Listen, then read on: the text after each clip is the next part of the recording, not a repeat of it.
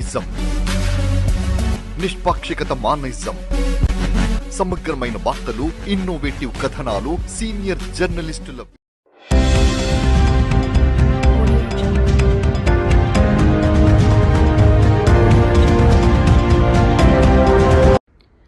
సభలు, పార్టీలు, వేడుకలేమో గాని మూగజీవాల ప్రాణాలు మాత్రం పోతున్నాయి.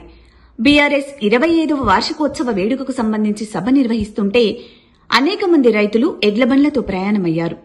ఒక రైతు నర్సంపేట నుండి ఎల్కతుర్తికి తమ ఎద్దును ఎడ్లబండికి కట్టి వస్తున్న క్రమంలో ఎండకు నడవలేని ఆ మూగజీవి నీళ్లు లేక నడవలేక కిందపడి విలవిలలాడుతోంది.